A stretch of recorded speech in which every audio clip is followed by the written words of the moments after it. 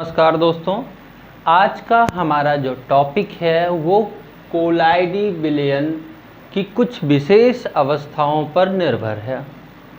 आज हम आपको कोलाइडी विलयन की या कोलाइडी विलयन को बनाने में हम किन किन पदार्थों का उपयोग कर सकते हैं, यानी कि जो हमारी द्रव्य की तीन अवस्थाएं होती हैं उन तीनों अवस्थाओं का यूज करके हम कोलाइडी विलयन को प्राप्त करेंगे। लेकिन उससे पहले आपको मैं कोलाइडी विलयन के बारे में कुछ बताऊं। आप अगर चैनल पे नए हैं तो चैनल को सब्सक्राइब कर लें और अगर पुराने हैं तो वीडियो को लाइक कर दें, क्योंकि मुझे पता है आपको वीडियो पसंद ज़रूर आएगी। आइए चलते हैं। सबसे पहले आपको बताते हैं कि किसी भी कोलाइडी विलयन को बनाने के लिए हमें दो चीज़ों की ज़रूरत पड़ती है। एक परिक्षेपण माध्यम, दूसरा परिक्षेपण माध्यम, दूसरा है परिक्षिप्त प्रावस्था। दूसरा कौन है? परिक्षिप्त प्रावस्था।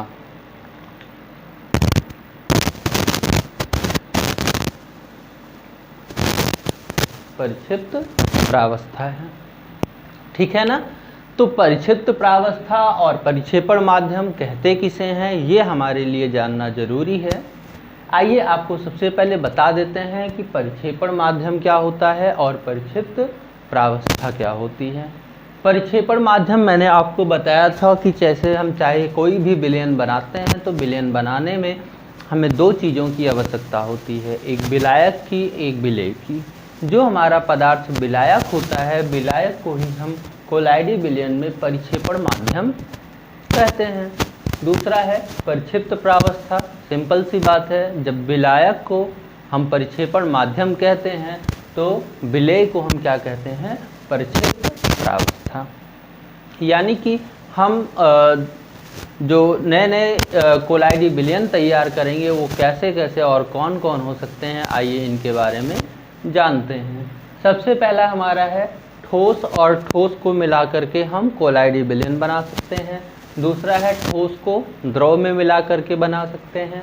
तीसरा है ठोस को गैस में मिला करके हम बना सकते हैं। ठोस को गैस में मिला करके हम बना सकते हैं। यहाँ पे शायद थोड़ा सा गलत लिख दिया है।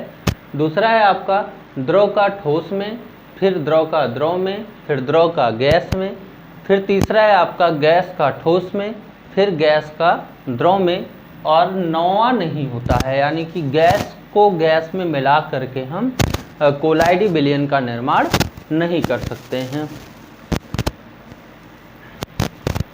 तो आइए आगे देखते हैं।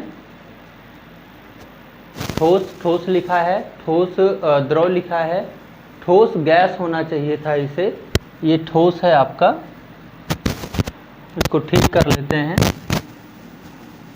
ये ठोस है, ये द्रव है, ये भी द्रव है आपका, ये भी द्रव होगा। अगला गैस है, फिर अगला भी हमारा गैस। ठीक, तो हम कोलाइडी विलयन बनाने में इनका प्रयोग करते हैं। किसका? ठोस को ठोस में मिला करके, ठोस को द्रव में मिला करके, ठोस को गैस में मिला करके।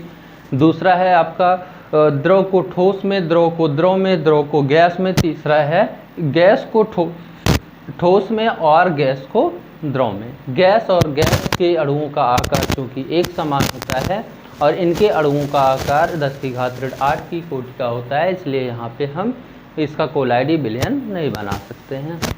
आइए जान लेते हैं कि ठोस और ठोस को मिलाने पर जो कोलाइडी विलयन बनता है उस कोलाइडी विलयन का नाम क्या होता है? ठोस साल कहते हैं। क्या कहते हैं? ठोस साल। जब हम ठोस और ठोस को मिला करके कोलाइडी विलयन बनाते हैं तो उस विलयन का नाम क्या होता है? ठोस साल। हमारी सामान्य दुनिया में या हमारी जनरल लाइफ में इसको कहाँ हमें देखने को मिलता है, जैसे मैंने लिख रखा है, रंगीन कीमती रत्न जो होते हैं, हमारे जो रंगीन कीमती रत्न होते हैं उसमें हम ठोस और ठोस को मिला करके जो कोलाइडी विलयन बनाते हैं वो हमारा रंगीन कीमती रत्न में या रूबी या मोती व रंगीन कांच में इनका उपयोग हमें देखने को मिलता है। ये पूरी सारणी आप बना करके तैयार कर लीजिएगा, बहुत ही इम्पोर्टेंट सारणी है। एक बार फिर से दोहरा देते हैं। जब हम परिक्षेपण माध्यम और परिक्षिप्त परावस्था दोनों के लिए यानी कि विलेय और विलायक में दोनों में ठोस का प्रयोग करते हैं तो जो हमारा विलयन बन के तैयार होता है वो होता है ठोस सॉल्व। इसका उदाहरण हमारी लाइफ में कहाँ पे देखने को मिलता है? रंगीन कीमती रत्न, रूबी, मोती और रंगीन कांच को बनाने में इनका प्रयोग किया जाता है। दूसरा है हमारा ठोस और द्रव। ठोस और द्रव को मिला करके भी हम कोलाइडी विलयन बना सकते हैं। अगर हम ठोस और द्रव को मिला करके कोलाइडी विलयन बनाते हैं तो जो हमारा कोलाइडी विलयन तैयार होता है उसका नाम क्या होता है? जेल या जेली। जेल या जेली का नाम तो आपने सुना होगा, वही जेली जो आपकी ठोस और द्रव को मिला करके बनाई जाती है। जैसे झावा पत्थर होता है आपका, झावा पत्थर भी आपका ठोस और द्रव का मिक्सचर होता है। या आप पाली या स्टाइरीन या मोम, रबर या फॉर्म भी आप देखे होंगे, तो जो फॉर्म होता है हमारा वो ठोस और द्रव का कोलाइडी विलयन होता है। तीसरा है हमारा ठोस और गैस, यानी कि ठोस और गैस को भी मिला करके हम कोलाइडी विलयन बना सकते हैं, जिसका नाम क्या होता है? ठोस फेन। क्या होता है नाम इसका? ठोस फेन। ठोस फेन का जो हम उदाहरण देखते हैं, सॉरी ये उदाहरण हमने दूसरे का ये दिया होना चाहिए था, आर्द्र आपेक्ष पनीर मक्खन व फलों की जेली, जिसमें थोड़ा सा मिस्टेक हो गया था। जो ठोस फेन होता है ये झावा पत्थर होता है, पॉलीस्टाइरीन, मोम व रबर फॉर्म। ठीक है। अगला है हमारा द्रव ठोस। द्रव और ठोस को मिलाकर भी हम कोलाइडी विलयन बना सकते हैं, जिसे हम सॉल्व कहते हैं। क्या कहते हैं? सॉल्व कहते हैं। इसका जो उदाहरण है, सल्फर का जल में कोलाइडी विलयन, नमक का बेंजीन में कोलाइडी विलयन। ये नमक का बेंजीन और सल्फर को जल में मिलाने पे जो विलयन तैयार होता है हमारा, वो हमारा कोलाइडी विलयन के अंतर्गत लिया जाता है। अगला है द्रव को द्रव से मिलाने पर जो बनता है हमारा कोलाइडी विलयन, उस विलयन का नाम क्या होता है? पायस। पायस का जो उदाहरण होते हैं, तेल का पानी में कोलाइडी विलयन, दूध में भी आप देखते हैं दूध भी होता है और पानी भी मिला होता है, तो ये हमारा कोलाइडी विलयन के अंतर्गत आता है, जिसमें हमने बताया तेल का पानी में मिक्सचर या हमारा जो दूध होता है ये भी द्रव का कोलाइडी विलयन होता है।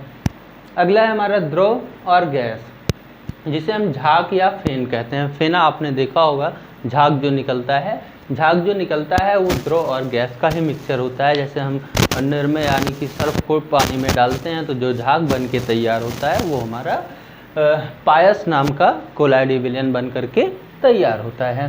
जैसे यहाँ पे ये दिया भी है, साबुन का झाग, फेनिल क्रीम, एक्स्ट्रा एक्स्ट्रा एक्स्ट्रा। अगले आपका गैस और ठोस को। गैस और ठोस को जब हम मिलाते हैं तो जो हमारा विलयन तैयार होता है उसे ठोस एरोसॉल कहते हैं। गैस और ठोस को मिलाने पर जो विलयन तैयार होता है उसे ठोस एरोसॉल कहते हैं। जैसे हमारा धुआं होता है, धुएं में क्या क्या मिला होता है?